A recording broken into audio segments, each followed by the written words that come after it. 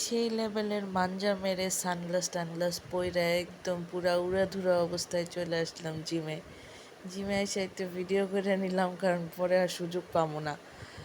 এখন যাইতেছি আমি ওয়ার্কআউট করতে। প্রথমে গিয়ে কিছু একটা করব তো অবশ্যই। দেখলাম একটা আপু আসছে, আর পুরা ওয়ার্কআউট শেষ করার পরে আমি লাস্টে হচ্ছে ট্রেডমিল করি না, আমি ক্রস ট্রেনারে 20 মিনিট টানা ওয়ার্কআউট করছি। আমি ঘাইমা পুরা শেষ। কার্ডিওর পরে এমন ঘাম হয়, এমনিতেই তো গরম, তার উপরে হচ্ছে গিয়ে টানা কার্ডিও করলে অনেক ঘেমে যাই। এত দুর্বল তো, খুব একটা শক্তি নাই। আজকে আমার লেগ ডে ছিল।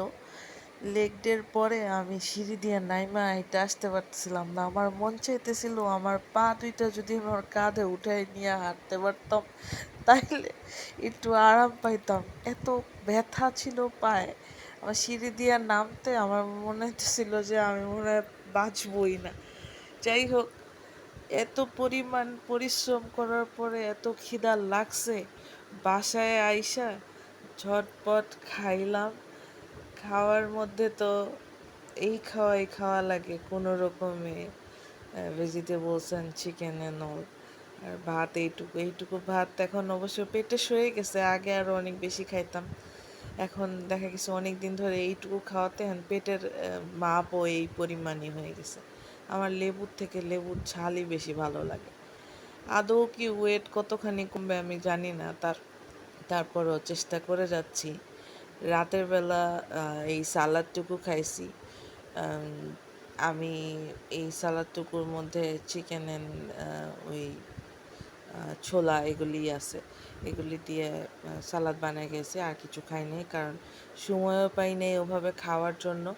আর এইটুকু খাইয়ে তারপরে হচ্ছে গিয়ে একটু কাজ টাজ করে ঘুমায় গেছি। বাট মজা ছিল, সালাদটা প্রচুর মজা লাগছে। আসলে হেলদি খাওয়া মজা হয়, এটা এখন বুঝি আর কি।